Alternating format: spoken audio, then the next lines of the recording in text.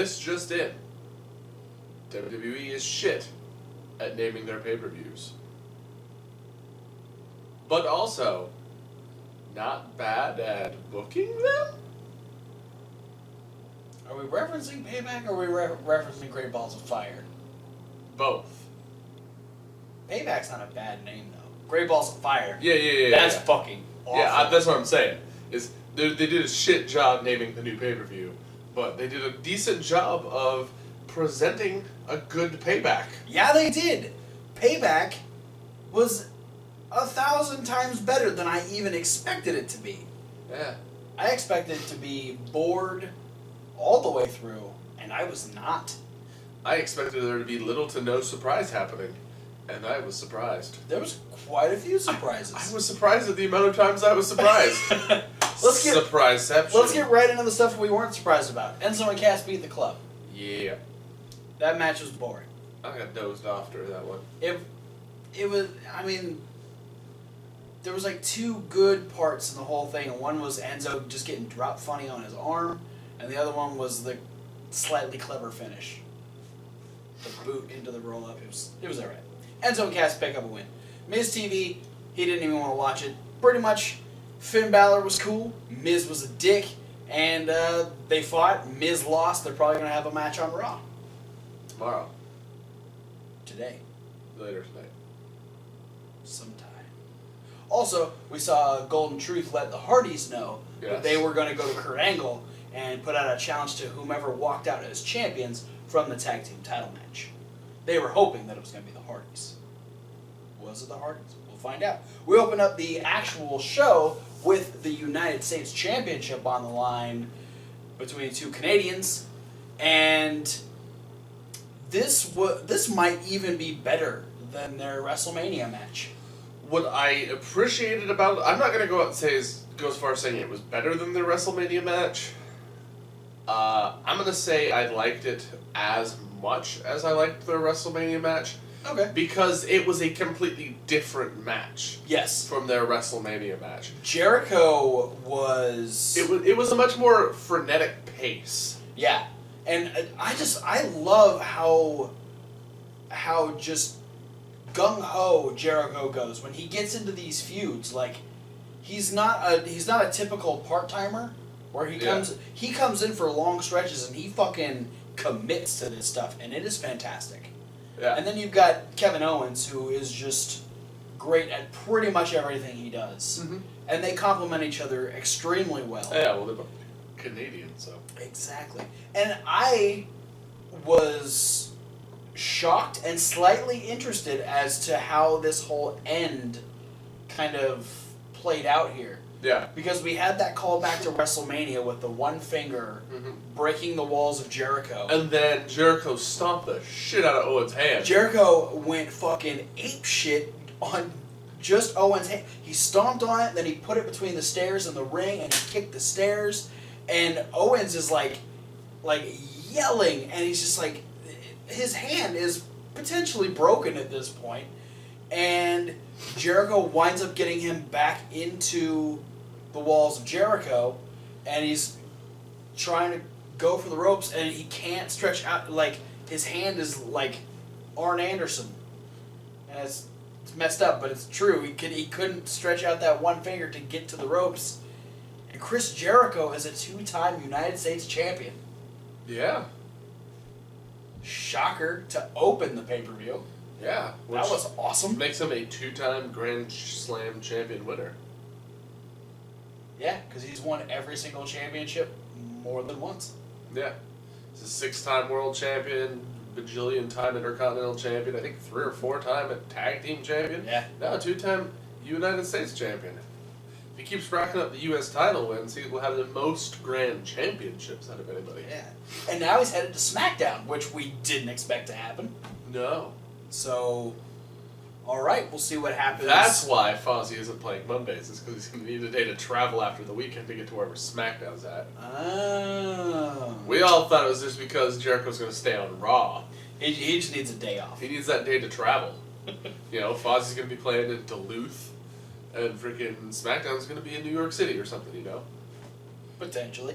We followed that up with the Cruiserweight Championship. Bonus points if you know where Duluth is. I have no idea. Post in the comments. Don't use Google, cheater. Yeah. We're looking at you, cheater. Yeah, stop it. Keep watching the video. Cruiserweight Championship. This was definitely better than the WrestleMania match. Yes. Because Neville and Aries made it absolutely clear that they were deserving of that main card spot. Not to say that the match they had at Mania was bad, though. No, because it was the best match of the pre-show. It was that match. It was like the Kalisto Ryback match. Yeah. Where it was like they went out and they like busted ass, and basically it was like that match's way of saying you should have put us on the main card. And in the same vein, they got rewarded by being put on the main card the following pay-per-view. So yeah, no, a great cruiserweight match all around. These two literally went out and did everything under the sun. Yep. They went balls to the wall. They did technical wrestling. They had all kinds of stuff happening in this match. And it's just, there's way too much action to call when you have two guys that are as good as this go out and just put on a fucking clinic. Yeah. But if you haven't watched the match, you should watch it. It was fun. A lot of Austin Aries staying as sort of a step ahead of Neville for a minute. Yeah. He was definitely in control for the majority of this match. Which I think spoke volumes to like the story they were telling in the match, because they presented the first time where it felt like Neville's championship was actually in danger of changing hands. Yeah. No, and he's had great matches with everyone he's defended the championship against. Like, Jack Gallagher, I think, has been his best match up until now facing Austin Aries. But still, you could tell that Neville was still in control of that match. Yeah. This one, he definitely seemed like he was not in the right place. And it even kind of played into the way it all ended. Because Neville finds himself in the last chancery, and he's like, trying to stop himself from tapping out, so he grabs the referee's hand, and then the referee pulls away, and then light bulb kind of goes off, and Neville, he's like, wait a second, so he grabs the referee by the shirt and hucks the referee over him and Aries, and the ref ends up calling disqualification. Austin Aries picks up the win, but Neville stays champion. Yep. So, brilliant move by the champion. Aries was none too happy about this situation. Nope. So we are definitely looking at a Neville Aries 3. Yeah, in the making it a trilogy. Very near future, and Great Balls of Fire. No. Wait, is that a Raw pay-per-view? That's the next Raw pay-per-view. In which Brock Lesnar is actually scheduled to defend the championship. Yay. Tag team titles on the line. Which I'll tell you, nothing made me wake up and think I was reading a kayfabe news article faster than just the title, Brock Lesnar set to defend title at Great Balls of Fire. Yeah, no, I'm sure that's on the. I'm sure that's a rough draft in. Kayfabe News is gonna post like WWE posts kayfabe news story before kayfabe news posts it. Kayfabe. Do it. Give us some credit. Please. Do it. Tag titles. The Hardys versus Cesaro and Sheamus. Everybody, again, third match in a row, people were just going all fucking out at this pay-per-view. And so all out that Jeff Hardy's tooth was going all out. He was kicked out by Sheamus. Sheamus kicked his fucking tooth out of his head.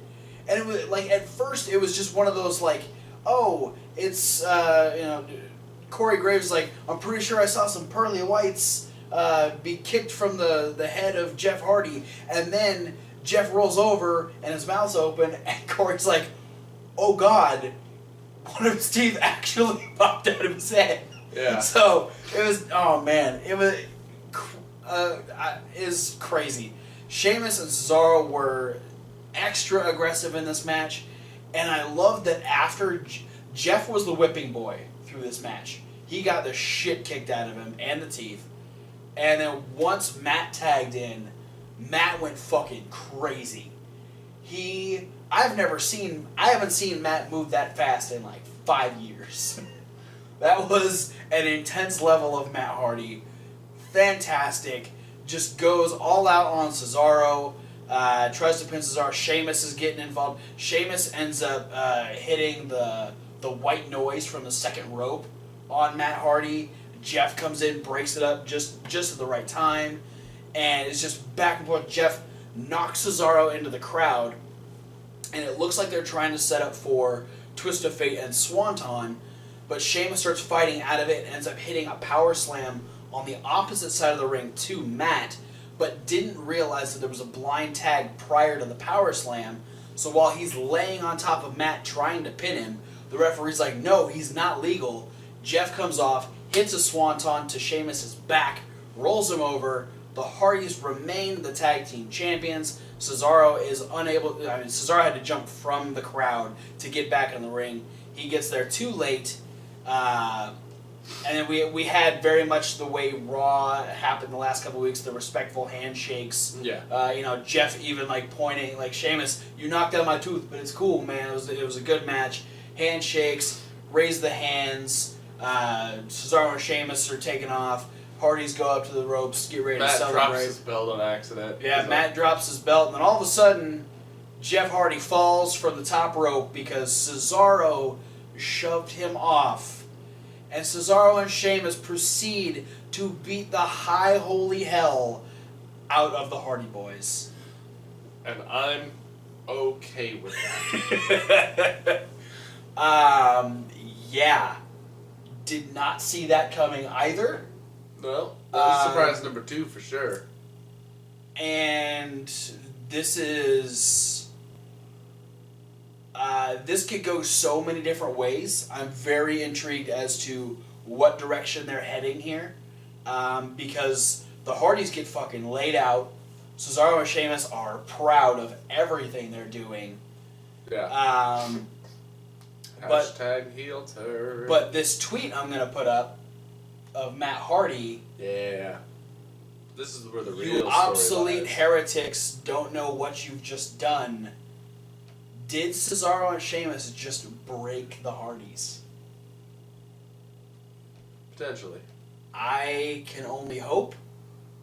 And I think this would be perfect. I think the only thing that I was kind of saying this while I was watching it the first time. I was like, oh man, I would be okay if Cesaro and Sheamus, granted they're already doing this with Jinder Mahal because he stole the title on SmackDown, but if Cesaro and Sheamus took the tag titles and just kind of keep the Hardys off for a week or two maybe, and have Cesaro and Sheamus be like, oh yeah, well, we broke the Hardys, they're not here, so you needed champions and we're the only ones worthy of that spot. Have them go through R-Truth and Goldust, have them go through Heath Slater and Rhino, and then have them put out that open challenge and have officially broken Hardys come back the following week and go after them. I don't know if they're actually... I'm making up storylines at this point, but... Yeah. The one thing I worry about... Okay. ...is how many comparisons people made initially right off the bat with the Broken Hardys fight. What was it called? The first time that Matt and Jeff actually... Oh, the final deletion. The final deletion, and the New Day versus the Wyatts at the Wyatt compound and all that stuff. And the whole thing was I'd totally be okay with the Broken Hardy gimmick as long as they would keep Matt and Bray on separate shows. And then I was like, awesome, they brought the Hardys back to Raw and Bray's on SmackDown. Perfect. And then right after they do it, they switch Bray over to Raw. And so, I don't know, it's just... There's only room for one wackadoodle on each show. That's true. And you need to... Bray, go back to SmackDown, Bray. Yeah. SmackDown's missing their wackadoodle. They need their wackadoodle. No, Eric Rowe's not gonna be able to pull off SmackDown wackadoodle. AKA the Smack. I was just gonna say Smackadoodle. Yeah. I don't know. I think with the fact that Bray is now once again lacking a family, because I don't see him reconnecting with Braun and with both Luke and Eric over on SmackDown. Wackadoodle Bray by himself, I mean, yeah, it would be kind of overkill if he's doing stuff and Broken Matt is doing stuff. I don't see Broken Matt doing things the same on Raw as he did in TNA. No. It's going to be WWE version. Yep. Which won't necessarily be bad because there wasn't really anything super outlandish about the Broken Hardy gimmick that you couldn't get away with on WWE television. Yeah, with the exception of just the matches that all took place at like the Hardys' place where they lived. The Hardy compound. Honestly, I don't think that would be an issue. No, I don't think it'd be an issue. It's just comparatively, that's just like the one thing I don't see WWE doing. Probably not. But we'll find out. There is a rumor floating around about the idea of Crazy Steve signing with NXT or signing a developmental deal or whatever. Yeah, well, I mean that's like fairly like reputed now as like a thing, yeah. But a lot of people are wondering if WWE signed him to play foil to Matt Hardy because of people are going to be able to associate like that was the Broken Hardy's like biggest feud. Would it have the same impact without Abyss and Rosemary though? Because I mean, taking into consideration like on the other side, if you have the Broken Hardys versus just Bray Wyatt in that type of situation. Yeah, what if it's Broken Hardys and Bray Wyatt? Broken Hardys versus Bray Wyatt and Crazy Steve. I think that would make sense. Crazy Steve. Crazy Steve. I don't know if Crazy Steve is enough to really be an opposite. I mean, it would make sense if he teamed up with Bray Wyatt, but I definitely don't see him being enough of an opposition by himself. It'd be interesting to see if they ended up bringing someone else in to team up with him. The other dude, crazy guy from NXT, Dylan Miley. Ooh, there you go.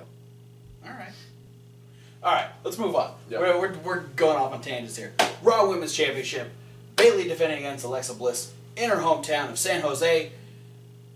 These ladies this was amazing. I am so glad that we saved this for the main roster, that it wasn't a rehash of something we did on NXT, because it's fantastic. Yeah. These two ladies complement each other so well. I loved Alexa. I think Alexa Bliss played a better heel in this match particular than she has preceding this. She did so good in this match. She took almost every cheap shot she possibly could. Yeah, what I appreciate about Alexa is her willingness and ability to just kind of change and mold herself to whatever face she's being the foil of. Yeah, she's got those different levels of like, she knows what little pressure points to hit. Yeah, and it's just like when she's in there against somebody who, say like a Becky Lynch, who is potentially, a better wrestler than Alexa Bliss, and we get Alexa Bliss kind of playing the coward heel who will run away to get away from it, or you get somebody like Bayley who, the heel's better suited for picking on Bayley than being intimidated by Bayley. Yeah. So Alexa Bliss goes that way with Bayley. It's playing different for each person, and you get something that's like different and enjoyable every way around. Yeah, the different levels of Alexa Bliss. She's so good, and I love Bayley didn't back down either. She was right in the fray as well. Some really stiff shots, some great wrestling, a great story that they told throughout this. Yeah, and then the awesome finishing spot. Yeah, no, you go. You as soon as it happened, you went, oh, like it was like Bailey drops to block the code red, but Alexa kicks out of the pin, and Bailey goes under the bottom turnbuckle, smacks her head on the ring post. Yeah, which made an amazing sound. Yeah. The strike she got on that was just, it was nasty. Bailey does sort of like mount a comeback attempt, which fails. It was the, like, Alexa was like trying to pull her back in, and Bailey kind of like goaded her into like a small package type attempt, but Alexa wasn't having that shit. Yeah. And broke out immediately and still had her like almost suplex style. And like they both immediately got back up to their feet, and then Alexa dropped her with that DDT after being clocked by the fucking the ring post. Yeah, so you had two head trauma moments within the like span of 60 seconds. Yeah. And it was enough to put Bailey down for a 1-2-3. And now Alexa is the first woman to win the Women's Championship on both Raw and SmackDown. Yeah. And she beat Bailey in her hometown. Yeah. Just like she said she was gonna. And I saw a post on Instagram where apparently if you defend the title in your hometown and you're the women's champion, you lose. Because Sasha lost it to Charlotte, Charlotte lost it to Sasha, and now Bailey lost it to Alexa. I think Naomi won it because she wasn't defending it. Yeah. So next time Naomi has to defend it in Orlando, she's going to lose it. But yeah, no, great women's match, fantastic. I'm looking forward to a continuation in this feud because we haven't beat it like a dead horse. So, should we talk about the House of Horrors in a condensed version, or should we split it up in segments? Because let's just go the way it went in the pay-per-view. Okay. So, Randy Limo. Yeah, up next shirtless. was the beginning portion of the House of Horrors, where it started. Many female fan fiction started the same way. Yes. As Randy Orton pulled up to a suburban house in a limo wearing no shirt. Yeah, just jeans and elbow pads. And this is the portion where all the ladies were like, "Oh, okay, we're interested." Yep. And then the house was pretty ramshackle. The house from the outside didn't look scary. It was purple to speak of. They just put blue. They put blue and red lights against the house in order to hide how average it looked. Yeah, it was. I mean, it was empty. Then they went into the house. It looked like people were in the process of moving. Yeah, essentially it just looked like they took a house, and the first few rooms were just like, they just bought a truck worth of stuff from the Goodwill down the street and put it in the house. To furnish the house? Yeah. Then they had like the kitchen, which just looked like a kitchen, a very unkempt kitchen. And then they had two other rooms that were really the only like outstanding rooms in the whole House of Horrors business, which was one, the baby ceiling room, where Randy plucked one down, went, "What?" and then got attacked from behind. Yeah, which was like the third time Bray sneak attacked Randy. Yeah, that was Bray's strategy, and it worked out pretty well. Run away when he gets Randy down, and when Randy goes into a new room, hit him from behind. No, that there was that one, and because that one had like no furnishings in it, that just had babies on the ceiling and like a stroller. Yeah, the stroller, like the kind of like it wasn't like a new stroller. It was like kind of one of those old fashioned. Yeah, kind of an antique kind of stroller. And then there was what I called it the Blair Witch room. Yeah, the Blair Witch which room. was literally just red lights and then like the totem. Yeah, it was like a pyramid of sticks with antlers on the top. Yeah, with like bones and shit. And a baby head. And like Orton went into the room, he like kind of looked around, saw the thing, and he's just like meh. And then he goes to the kitchen. Yeah. Where they commence the finish of the House of Horrors. Bray was. Bray went for sneak attack number 4. This time Randy's like, and he got the advantage. Gotcha, bitch. Threw him into a cupboard. Yeah, he got the advantage on Bray until Bray kicked him in the balls. Yeah, Cheap shot. I liked this moment because Randy was totally in control. Yeah, he grabbed a frying pan. He was going to frying pan Bray in the back of the head. He was about to murder Bray Wyatt. It was literally like Randy had this moment where his rage took over, and he pummeled Bray down. He's like, "No, I'm not done," because Bray kind of like laughed at him a little bit. So he picked Bray up and went to the sink and grabbed that frying pan and was legit about to beat him in the back of the fucking head, and then got kicked in the nuts. Yeah, and then he got a refrigerator dumped on him. He did indeed. And this was Bray Wyatt's chance to escape from the house and make it back to the limo that pulled up and instructed the driver to take him back to the arena. I thought the limo, like there was a misconception I had, is I thought after it dropped Randy off, I thought the limo took off. No. I guess not. No, because that was how they were supposed to get back to the arena. Yeah. It was just Bray was already at the house, so Randy was the only one that needed a ride there. Yeah. Bray probably got a ride from Eric. Eric dropped him off, and then it is rickshaw. Yeah. Eric Rowan just runs with the rickshaw. The Eric Rowan rickshaw. Okay, Somebody make fan art of that, please. So, as that part stands by itself, what are your feelings condensed? Because I have my opinion. I found it to be more entertaining in sort of a chuckle-worthy way. It was kind of campy. Yeah. And had you taken away the cutscenes where they just like shot random bits of rooms while like Randy was walking around the house, it would have looked like a good scene out of like a suspense serial killer movie. If like Bray was like a serial murderer and he was like stalking Randy through this house, like a Michael Myers sort of shtick.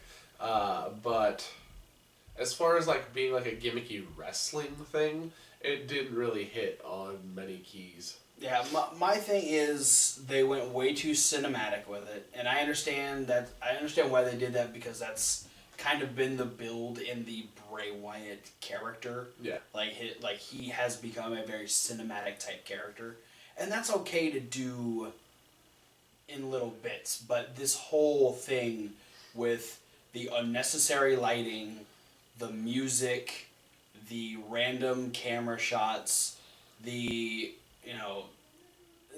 I could even forgive like the different jumps in the cameras themselves, because it is a WWE match, so I would expect them to switch to different cameras, and that's fine.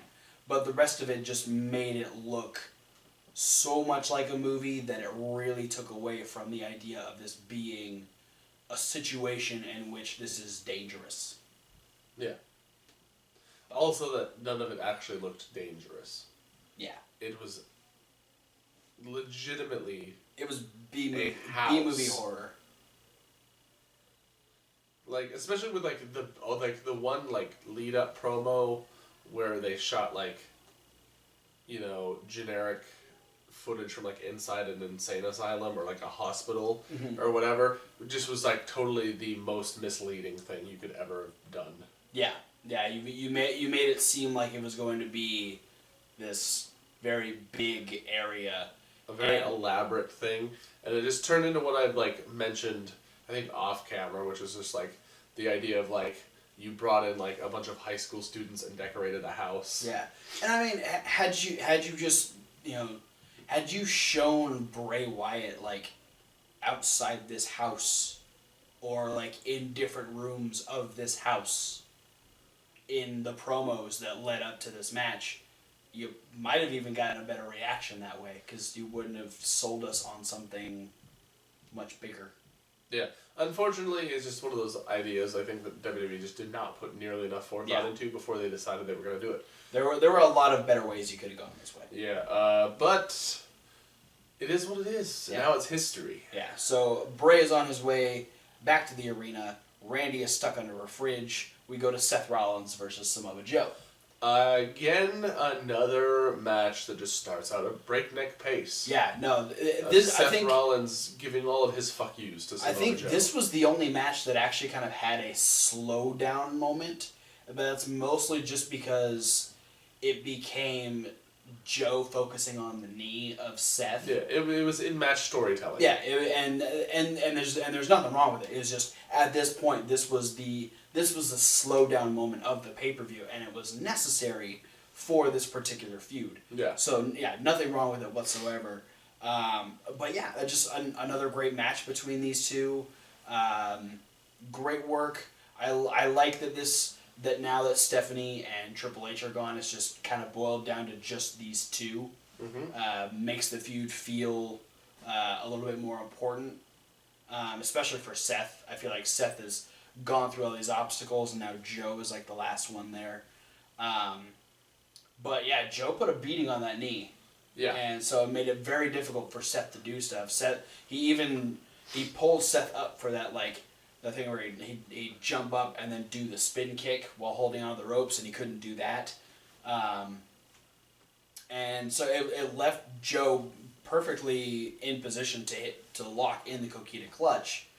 But then you had Seth kind of pulling out that extra bit of resourcefulness, climbing the ropes and doing the Roddy Piper, Bret Hart spot to get out of the Coquina clutch.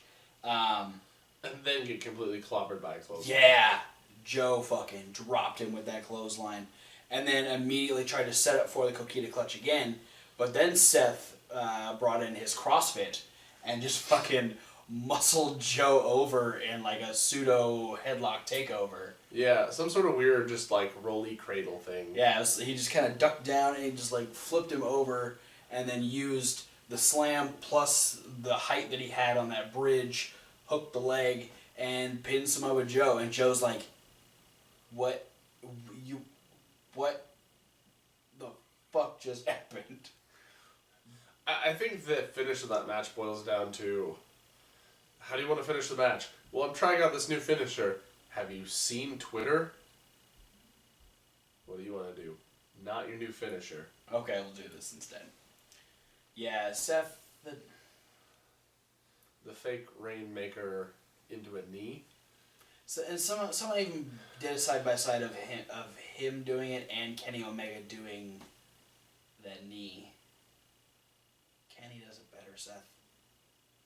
Sorry. But Seth Rollins picked up a win over Samoa Joe. Yeah. Congratulations. And then it was from that point we saw the limo arrive. Bray Wyatt made his way down to the ring. Very slow, he's beaten down, but did his whole entrance. He's feeling very, very proud of this moment. He thinks Randy's still stuck under a fridge, but when the lights come back on, Randy is behind him with a steel chair. Yep. This is my biggest complaint of the whole match, because how? I still think Randy clung on somewhere. He just held on to the limo. Yeah. But we saw the limo pull up and he wasn't there. Yeah, no, I'm going with I think on SmackDown they'll explain that he jumped into the trunk. Oh, I'm sure we'll have an explanation. I doubt we will. I want one that's not gonna suck. Yeah, Randy looks to put a beating on Bray, which he does, all over the ringside area, until two small men in button-down shirts, not J&J Security, jump Randy Orton. He throws one out of the ring, power slams another one, RKO's Bray Wyatt, and then gets clocked in the back of the head with his own championship belt. Twice. By Jinder Mahal. Also in a buttoned-up shirt. Which I called. I said that Bray Wyatt was going to knock him out with his belt. Jinder Mahal. That's what I meant. Bray Wyatt then would happily put the Sister Abigail on Randy Orton. Yeah. And pick up a win. Simple and as then that. Try not to spoon him. Because they laid down next to each other for an awkwardly long time. Well, they went through a lot together. There's a conflicting situation there. So really, was it the House of Horrors or was it the Tunnel of Love? Not quite sure. They're on different shows now, so we'll never find out. I did enjoy the way this match ended. I thought this does a great job of keeping Bray looking like a title contender, but adding more fuel to the fire of Randy versus Jinder. Yeah. So Absolutely. they did a great job with the end of that. And for the fact that they didn't make it Bray's championship rematch, having Jinder actually interfere and bring the championship picture into it made the match not only resolve the Randy Orton Bray Wyatt feud, but actually build something. Yes, it did. It closed one chapter and started a new one. Well done. And we finished the night off with Braun Strowman versus Roman Reigns. AKA the slow decimation of the big dog. Yeah. Because Braun pretty much had his way with him. And, there wasn't a whole lot out of the ordinary because we've seen this match quite a few times now. Yeah, there was a lot of Superman punches and a spear. And Braun just tossing Roman around. And he did hit a Samoan drop. He a did? Super slow motion one. Yeah, he just struggled him up and then and dropped him down. But yeah, no, this was just the piece by piece obliteration of Roman Reigns as a human being. Mm-hmm. Roman was able to kick out of one of Braun's power slams, which then Braun gave him crazy eyes. You kicked him what? Motherfucker. I should have just beard out like Braun. So I can demonstrate that crazy beard. face. But a second power slam put the dog down. Yeah. Which shocked me. Roman Reigns lets you down yet again. He was actually he was my chance to tie it. Yeah. But he secured the absolute win for Kevin Hawk. We did have post-match extra beatdown. Braun destroyed the stairs with Roman's body. And then then he tried to destroy Roman's body with the stairs. Yes. Did a pretty good job of that. The stairs wanted revenge. Yes. There's a little bit of a fight in the back where Braun went headfirst into a ambulance door and then fell into a pile of Home Depot boxes. And then Roman blasted him in the face a few times with the other ambulance door, which means this is probably going to end in an ambulance match. And great balls of fire. Stupid. Or actually, I think it might be Extreme Rules. Whatever one's next. I think Extreme Rules is in June. So I think Great Balls of Fire is going to be next. God, that's a horrible, horrible name. But it really is. Anyway. Overall, I had to say Payback exceeded both of our expectations. Absolutely. Despite the fact that I lost, which means I'll have to endure one of the punishments that I have bestowed upon him in a later video that you'll find over on Reasonable Wrestling Fans. But yes, I enjoyed Payback as a whole, which softens the blow of the fact that he gets to put some sort of torture on me, and I'm not excited for that. But Payback was good. I'd give it a solid B. Yeah, I'm gonna go as far as saying B+. Ooh, it's a Daniel Bryan. There were a lot of surprises that kind of helped bump up. Not only were there great matches, but it made us wonder what's going to happen next, which is what you want to do. That's it for our Payback review. Thanks for watching, guys. Don't forget to like, comment, and subscribe. Click the links. There's a lot of them. Check out the podcast. So much social media. Check out the other channel. That's Reasonable Wrestling Fans. Reasonable the W. Like wrestling. With a bunch of extra videos. We've got a brand new Fantasy Warfare and a Hawktail Hour coming out later this week. Plus, I'll be posting a brand new What Colt's Wondering. You'll see those eventually. Post in the comments here and over there what kind of videos you want to see on Reasonable Wrestling Fans. Absolutely. We're still looking to come out with new content for you guys. So, do you want to see us do more challenges? Do you want us to do old pay-per-view reviews? Different taste tests. Yeah. Whatever. Punch videos. Whatever. No. Okay. Whatever would interest you, post down in the comments. Let us know. But for now, guys, thanks for watching, and we'll see you at whatever video you decide to watch next.